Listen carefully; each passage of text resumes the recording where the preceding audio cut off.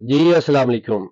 आज हम एक ऐसे टॉपिक पे बात करेंगे कि क्या हम गंदम की पैदावार ज्यादा ले सकते हैं। मसलन अगर आप बीज लगा रहे हैं एक ऐसा जिसकी पोटेंशियल यील्ड 70 मन है, 75 मन है, 80 मन है या 90 मन है गंदम के बीज की, तो क्या हम इतना पोटेंशियल ले सकते हैं? इसका जवाब है हाँ जी, ले सकते हैं, लेकिन उसकी कुछ वजूहात हैं। जैसे जिस जमीन में या जिस खेत में हम बीज की बिजाई गंदम के बीज की बिजाई करने लगे हैं, क्या उसका पीएच लेवल इतना है कि हम उससे ज्यादा पैदावार ले सकें? क्या उस जमीन में नामियाती मादा इतना है ये कि हम उससे फुल पोटेंशियल यील्ड ले सकें? तो उसके बारे में आज हम बात करेंगे डिटेल में कि हम अपना पीएच लेवल को इस काबिल कैसे बनाएं, और पीएच लेवल होता क्या चीज है और नामियाती मादा क्या चीज होती है, और नामियाती मादा को किस तरह हम जमीन में लेके आए कि ताकि हम गंदम की पैदावार ज्यादा से ज्यादा हासिल कर सकें। तो पाकिस्तान के अंदर आपको पता है ज्यादातर जमीनों का पीएच लेवल बहुत ज्यादा है। उसका मतलब है कि जमीन अल्कलाइन हो जाती है। अल्कलाइन का मतलब ये होता है कि जमीन में नमकियात बहुत ज्यादा होती हैं। तो ऐसी जमीन में जब हम फास्फोरस डालते हैं तो वो कैल्शियम फास्फेट बना लेती है, जिसका मतलब है कि वो हल पजीर नहीं होती और वो सॉल्युबल नहीं होती और पौधों तक नहीं जा सकती, क्योंकि वो फिक्स हो जाती है। लिहाजा पीएच लेवल बहुत जरूरी है कि जमीन का पीएच लेवल 7 से 8 के दरमियान हो जिस पे हमने गंदम लगानी है। अब हम पीएच लेवल को 7 से 8 लेके आने के लिए क्या करना चाहिए?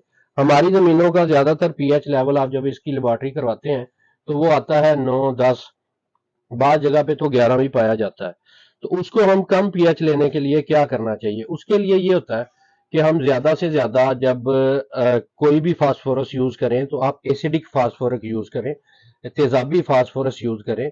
तेजाबी फास्फोरस के अंदर बहुत अच्छी अच्छी कंपनीज है, जैसे स्वात एग्रो है, एफएमसी है, जाफर एग्रो है, इनके पास फास्फोरस अवेलेबल है। इसी तरह और भी काफी अच्छी अच्छी फास्फोरस है, जैसे एमएपी है। ये चीजें हमें यूज करनी चाहिए। एक तो ये जमीन की पीएच लेवल को कम करने में मदद करेंगी, उसके साथ जो पौधे को अवेलेबिलिटी भी देंगी, इसकी जाया भी नहीं होती। उसके अलावा पीएच लेवल को कम करने के लिए हम सल्फर का यूज कर सकते हैं और ह्यूमिक एसिड का यूज कर सकते हैं। किसी भी अच्छी कंपनी का सल्फर लाजमी यूज करें 1 एकड़ में 2 किलो, और ह्यूमिक एसिड 8 किलो 1 एकड़ में। या आप लिक्विड अगर ह्यूमिक एसिड यूज कर रहे हैं तो एक कैन होती है जो कि 1 एकड़ की होती है।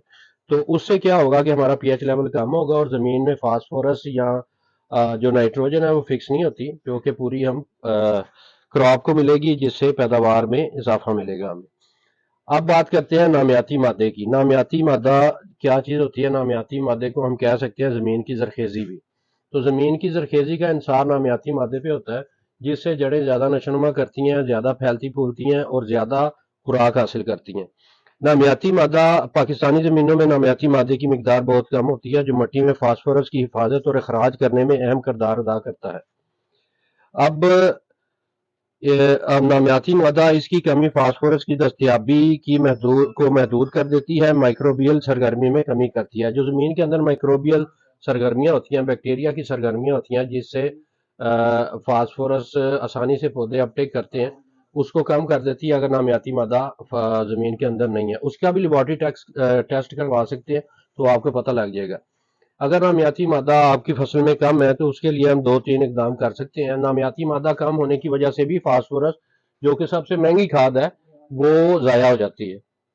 उसके लिए यह है कि आप OWDC वेस्ट डिकम्पोजर जो होता है उसका यूज कर सकते हैं, जिसको वेस्ट डिकम्पोजर कहते हैं।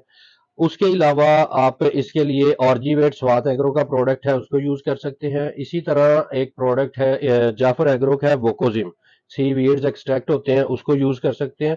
जो क्या करते हैं कि जमीन के अंदर जो माइक्रोबियल एक्टिविटीज हो रही हैं उनको बढ़ा देती हैं, और जमीन के अंदर जितना भी वेस्टेज पड़ा होता है उसको वो नामियाती मादा में कन्वर्ट कर देती। तो ये चंद एक चीजें हैं जिसको हम यूज करके, और इसका इतना ज्यादा खर्चा भी नहीं होता, यूज करके हम गंदम की फुल पोटेंशियल यील्ड हासिल कर सकते हैं। तो इन चीजों को आपने अपने गौर में रखना है। उसके बाद आप इंशाल्लाह अच्छी पैदावार हासिल कर सकते हैं कम पैसों में। शुक्रिया।